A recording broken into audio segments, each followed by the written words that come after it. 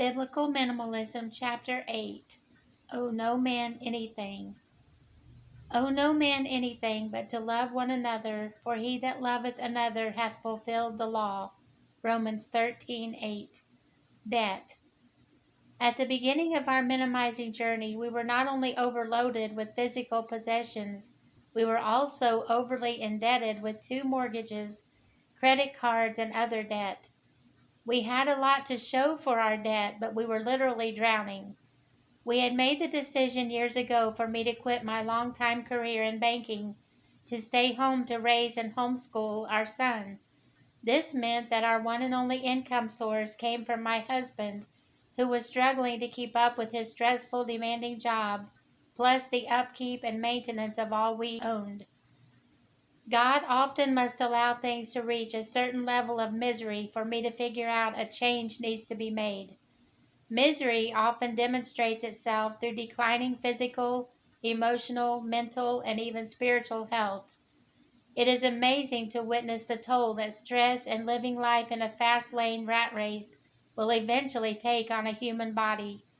Severe bouts of diverticulitis, heart palpitations, decreased immune system, chronic pain, pneumonia, stomach ulcers, and depression were just a few of the more noticeable issues that frequently plagued our household before we forsook house and land, eliminated our debt, and turned loose of the excess in our lives. Forsaking our nets. Now as he walked by the Sea of Galilee, he saw Simon and Andrew his brother casting a net into the sea, for they were fishers. And Jesus said unto them, Come ye after me, and I will make you become fishers of men. And straightway they forsook their nets and followed him. Mark 1:16-18. Around the time God began to deal heavily with us about getting serious about minimizing, I went online to a tax preparation website with the intention of filing our income taxes.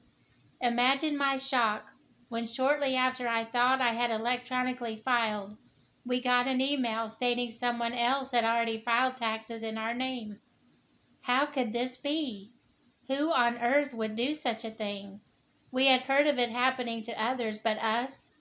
Who would do this, and how did they manage to obtain our Social Security numbers? As my mind went back to the many times it had been necessary to divulge that sort of information, I realized that any number of people could have easily abused their right to access our privacy. We felt violated, to say the least. If they had filed taxes in our names, in what other ways had they possibly misused our identity?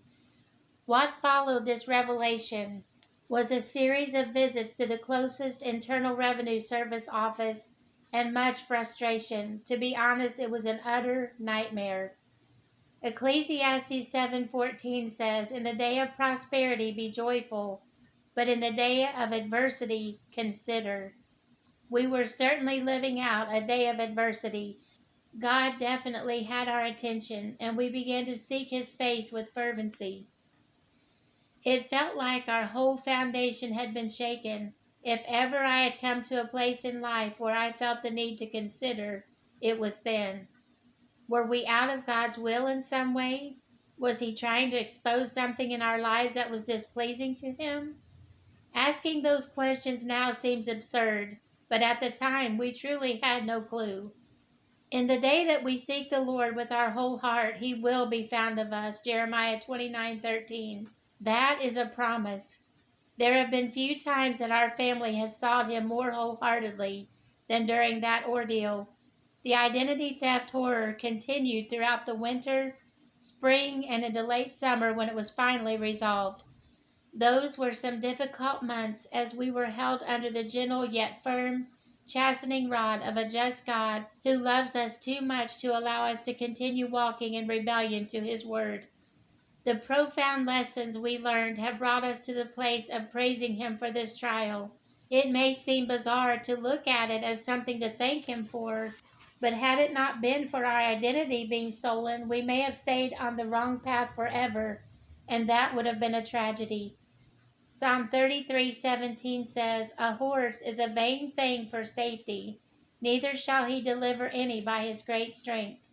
A horse is strong and powerful, but his strength cannot be relied upon to deliver anyone. Worldly possessions and sources are real and tangible, but they are fickle, unreliable, and a vain thing for security. Proverbs 3:5 says, "Trust in the Lord with all thine heart, and lean not unto thine own understanding." However educated or well intentioned, our own understanding is finite, and depending solely upon it prevents us from trusting God and His infinite plan. Depending upon credit instead of placing our trust in and waiting upon God had become a net that we relied upon far too often. Though we didn't realize it, we were leaning to our own understanding in far too many ways. Again, my propensity for doing this most likely stems from my childhood. I grew up poor, not dirt poor to the point that we were destitute, but poor in the sense that our income fell way below the poverty line. Dad was a hard worker, bless his dear heart. I have seen him work so hard that his clothes were drenched with sweat. As I mentioned earlier, his education ended at the point of 8th grade, so menial hard labor is all he was ever able to do. He and Mom took on secondary jobs, and even though he had worked hard all day long, he would come home, grab something to eat, and we would all three head out the door to do cleaning jobs several evenings each week. Through sheer necessity, I learned the satisfaction of hard work done well at a very young age. I'm glad I did. Seeing what Mom and Dad went through, seeing them struggle and continually rob Peter to pay Paul, watching them wince from aching bones and feeling pity for them having to do without things that would have made life easier for them, created a fierce sense of determined independence inside me. I told myself that when I grew up, I would not live that way. I would do whatever I had to do to make sure I didn't do without, and my child or children would never be denied anything he or she needed in life. What I did not realize until the time of our intense soul searching following our identity theft was that my mindset had led to dependence upon safety nets that God never intended for me to rely on. For the first nearly 12.5 years of our marriage, both Kevin and I worked and had thriving careers outside the home. After many years of infertility struggles, God blessed me to conceive a child at last. We both decided without a moment's hesitancy that I would stop working and stay home to become a full-time mother. In my 7th month of pregnancy, I experienced health issues and was advised to stop working, so my staying home full-time started a couple months earlier than we had planned.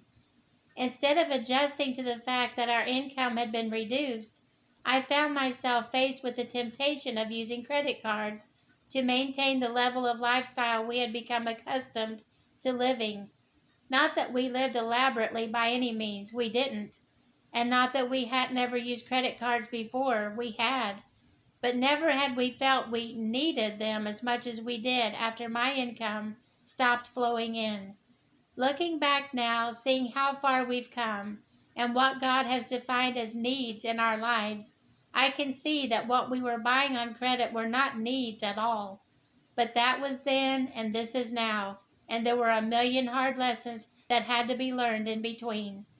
At the time, I never seemed to completely make the mental transition from 2 incomes to one, and why would I have to? Credit cards could pay for meals eaten out, trips we wanted to take, and extra things for the long-awaited baby boy who would soon enter our home. Credit cards would keep us living like we still had 2 incomes when we now only had one. So the precedent was set. Credit cards became a normal way of spending for us. Without realizing it, credit cards became a safety net. In my refuse to suffer like Mom and Dad did mentality, I was leaning to my own understanding. I was falling back upon my own self-reliance. I was refusing to allow God to supply our needs in the way He wanted to, and to be content with only what He provided. The path we were on never leads to a good end. After years of accumulating debt, reality started to set in. One of the things we counted on each year to sort of bring us up to date and get us back on more sure footing was our tax refund.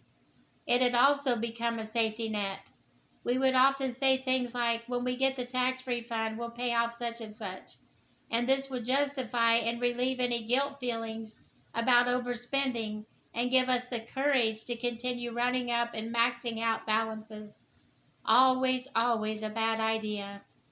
When we received word from the IRS that our identity had been stolen, the stark reality hit us that there may not be a tax refund. We were owed one because we had, as we do each year, made sure our deductions would ensure getting a refund. But since someone else had fraudulently filed taxes in our name, the IRS scrutinized our identities, red flags were raised causing horrible stress, and the release of our refund was hindered. This went on for months. We were told it could take up to 2 or 3 years to be resolved. When Jesus called his disciples to follow him, Mark 1:18 says, "And straightway they forsook their nets and followed him." Their fishing nets were their means of self-sufficiency, their means of making their own way in the world, the way they made their living. Jesus asked them to leave all of that so he could turn their lives around and make them into fishers of men. In doing this, he was elevating their eyes and ambitions from what is temporary to what is everlasting. Jesus' main purpose in life was to save souls. He needed to recruit and train disciples who would make his goal and purpose their own and carry on his work after he was no longer here. So he asked them to redirect their focus from literal fishing to spiritual fishing. It always amazes me to read how they so readily let go of what, only a moment before, was their whole means of sustenance. They didn't ask questions or stammer or make excuses. I believe the reason for this was the compelling nature of Jesus' call. I can almost envision his eyes, that look, that yearning. It could not be ignored. They were rendered obedient by the draw of his presence. And I will tell you the truth, this is just what happened to us concerning our own nets. As we sought God's face with our whole hearts in the midst of our identity theft crisis, he told us to start facing the facts. He showed us that we needed to sit down and calculate how indebted we really were. We had to stop lying to ourselves and telling ourselves we were okay and that the debts would get paid off one day. He told us to figure out where we really were and to own up to the fact that it was wrong to live this way. When I finally sat down and did what the Lord told me to do, the facts were there in black and white. We were indebted up to our eyeballs and then some. How long would we have continued to reel towards financial disaster had God not allowed someone to infringe upon our identity? How deep in the hole would we have continued to dig and bury ourselves? Was this real living? I am ashamed to admit this, but things were to the point where we would make minimum payments in order to keep our perfect credit intact. Then we would have to turn around and re-borrow that same money, either by taking cash advances or using credit cards for gas and grocery purchases in order to survive from paycheck to paycheck. It was a vicious cycle, and to be honest, as I looked ahead, I saw no way out. As I stared at the numbers in front of me, I sat there thinking about how hard Kevin works, how he is so faithful, how he latches on to every hour of overtime offered him, how he and I have always done what we had to do, taking on secondary cleaning jobs and other income opportunities of our own through the years to make certain our excellent credit rating was not marred. The borrower is servant to the lender, Proverbs 22:7. Have truer words ever been spoken? Watching Kevin work so hard, night after night, doing an incredibly stressful third shift job from home to keep us afloat made this verse become alive and visible to me. The way he had to keep his nose to the grindstone, only to be paid and the money disappear by the first weekend after payday, loomed up and appeared like a monstrous slave driver doling out lashes upon the tired back of my husband. The scales began to fall off my eyes. All at once I could see that it was because of our borrowing that Kevin had to work so hard. Borrowing had become a safety net to us. We used it as an automatic backup plan. It was our ace in the hole, our means to fall back on if God didn't give us what we wanted quickly enough. It was our way of maintaining a two-income life in a one-income household. God was asking us to let go of these nets, to forsake them, to stop leaning on our own understanding, to start living within our means. He made it plain that we needed to do whatever we had to do to get out of debt so we could be free to follow Him whenever and wherever He directed. I'll tell you, the conviction was real, and the call of God was urgent and compelling. We knew with an absolute certainty that if we were to please God, we had no choice other than to forsake the nets that starting out were perceived as nets of security, but had evolved into full-blown snares of bondage.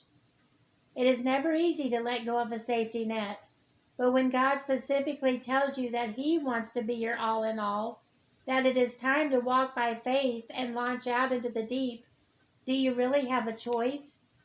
The first thing we did was shred every single credit card we owned.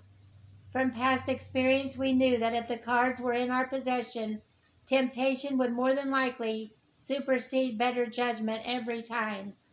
So we forsook our nets right there at the shredder, and we promised God and each other that we would never use credit cards again. It has been over 4 years since we made that decision, and I can tell you this: God has supplied every need that has presented itself. He has been there even in the leanest of times. We have not needed credit cards, not one single time. All glory to Him, because we have learned to only buy what our income can afford. In chapter 6, we talked about how Peter let down his literal physical net, and he reaped a miraculous onslaught of fish. As we release and let go of our nets, we are first-hand witnesses to miraculous results as we stand back and watch the creative ways God chooses to supply our every need.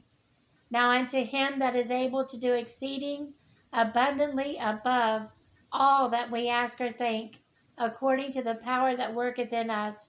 Ephesians 3:20. Sell what you have to pay what you owe. In 2 Kings 4:1-7, we find a remarkable story.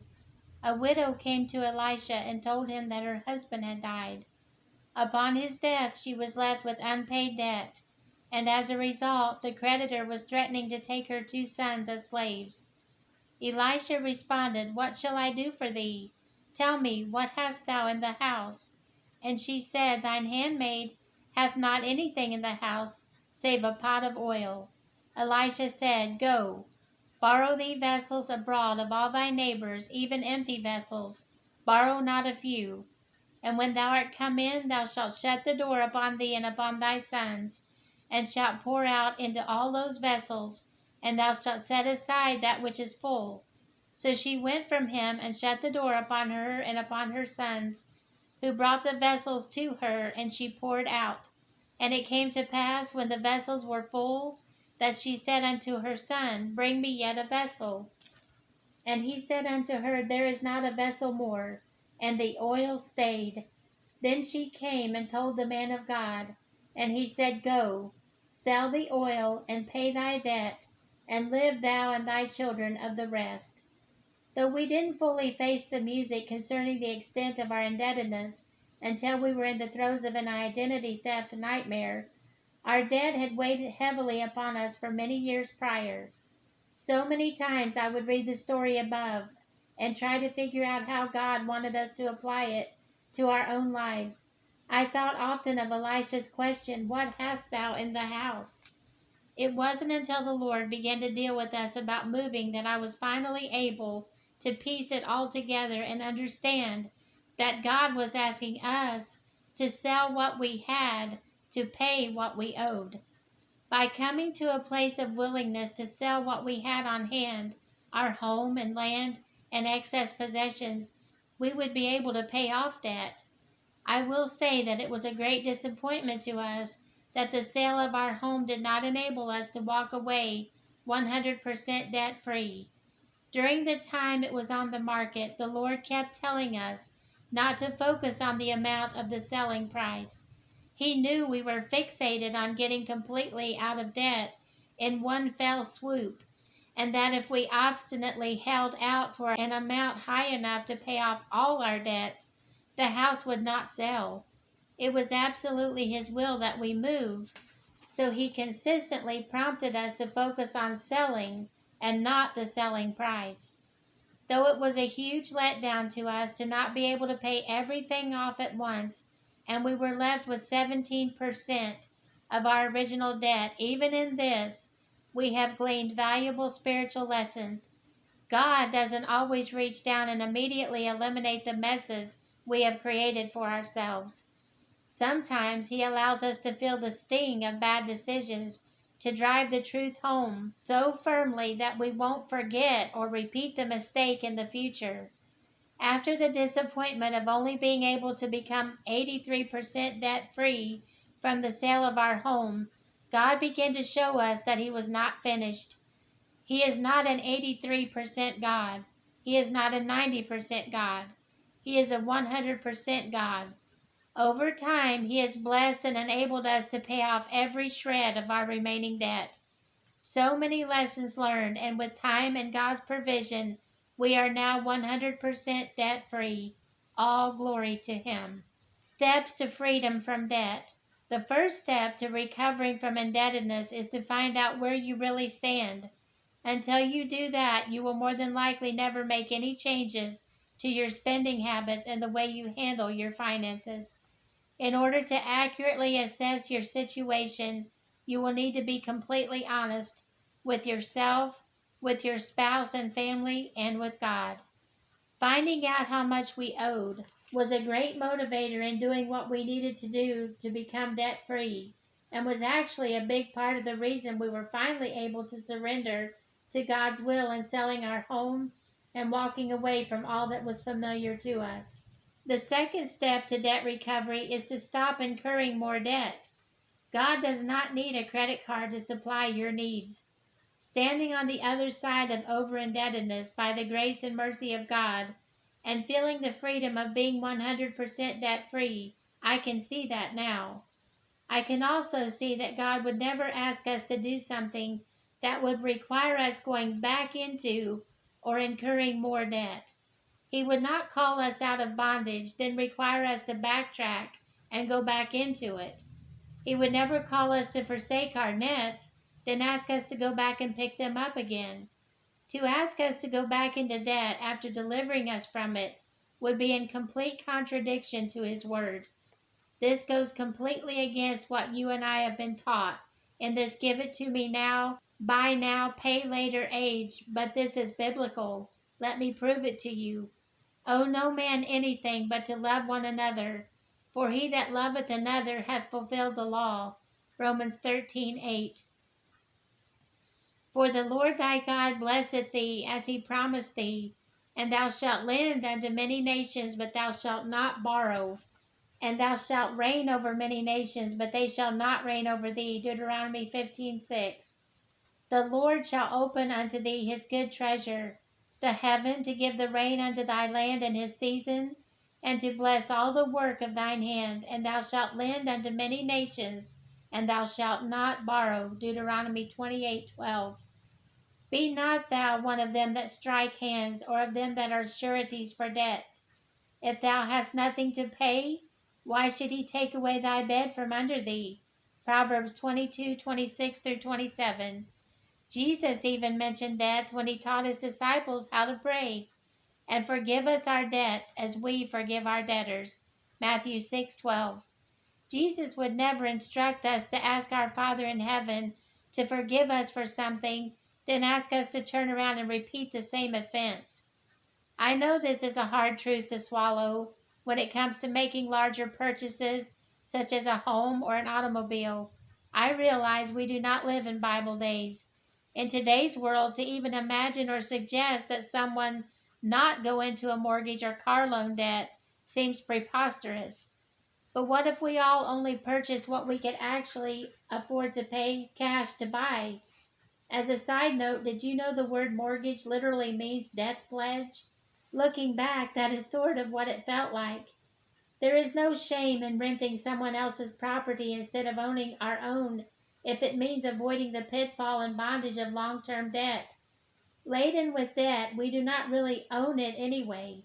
What if, while we are renting, we chose to apply ourselves to the task of saving money to pay cash for our own property? You are probably thinking this would take years, but what if we lowered our standard of living down to the size of home we actually need instead of trying to conform to the world's standards and dictations of what is necessary? You would be surprised how little we really need in order to not only survive, but to thrive in an atmosphere of peace, contentment, and true happiness. Less square footage usually means less selling price, so it may not take as long to save for as we might think. Again, this is how God has led us as a family, and it is not my intention to pass judgment or imply that He leads all His children on the same path. The third step in the process of removing debt from your life is to apply every single penny you can to the outstanding debt. We all know that if only the minimum payments are made, it will take many years to bring the account down to a zero balance. In our situation, shortly after we sold our home and moved, we combined every credit card balance and condensed all accounts down into one credit card account that offered a 0% finance charge for 15 months. During this span of time, God blessed our efforts to finish paying off our remaining debt before the introductory no-interest period expired. Again, all glory to Him. The more we strive to live our lives as Jesus lived His, the more we realize that living life weighted down is against His will. Debts are a heavy burden to bear.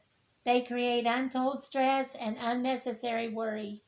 They wreak havoc and cause strain in marital relationships, and they are a constant drain on one's nerves and emotional state. Biblical minimalism is not just about letting go of our physical belongings. It is all encompassing to the point of stripping away every source of excess, entanglement, and what will hinder us in living the abundant life of freedom Jesus came to enable us to live. It means getting down to the bare bones of trusting God to supply all our needs. It means releasing anything in our lives that causes us to live under extreme stress. It means heeding the call of Jesus and walking in obedience as He continues to shine light on things in our lives that are preventing us from living fully within the boundaries of His perfect will.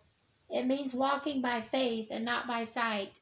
It means paying off what we owe and eliminating tormenting bondage. It means whittling away stumbling blocks in our lives so we are free to fulfill the mission for which we were born and to reveal our true identity in Christ. Finding contentment.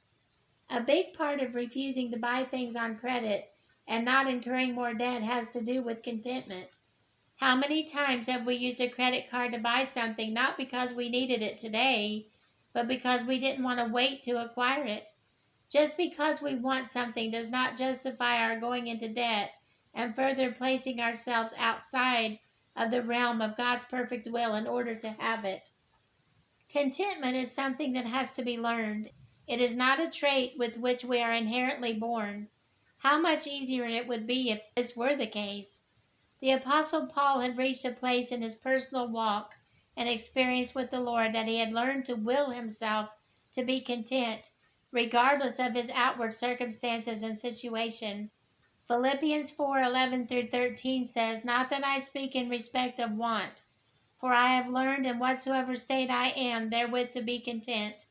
I know both how to be abased, and I know how to abound. Everywhere and in all things I am instructed both to be full and to be hungry, both to abound and to suffer need. I can do all things through Christ, which strengtheneth me." It is a strange phenomenon, but having too much breeds discontent. The more of this world's goods we have, the more we seem to want. I have found this through the years as we have raised Zach. He has never been a child who needs much to make him happy, and he is not particular. Too many choices have always created distress for him. He has always been more content to be handed what we deemed best without asking Him to sort through multiple choices. Less possessions equals less decisions equals less stress. Even having a smaller wardrobe drastically reduces daily stress and decision fatigue. And having food and raiment, let us be therewith content. 1 Timothy 6:8.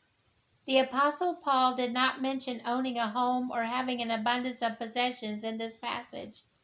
The only things he mentioned are food and raiment.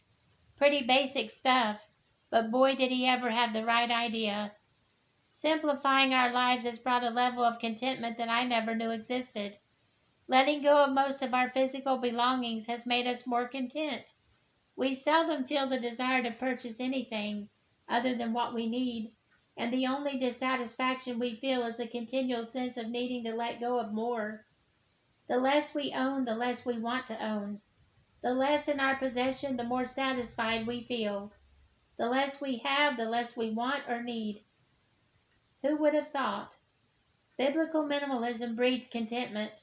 We are learning to live life without excess, and we are finding that it doesn't hurt us one bit to wait on God's timing and provision.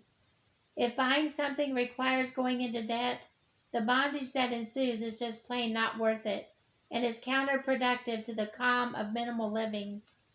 Things that are worth having are worth waiting for until they can be purchased with cash. Waiting on God's timing for our provision produces the sweet fruit of patience, and there is so much rest that comes from thanking God for what we have and trusting Him for what we need. To owe no man anything seems like a lofty goal and an idea that is foreign to today's world. Jesus did not fit into the molds made by man. To follow Him, you and I will not be able to either. Why would we want to?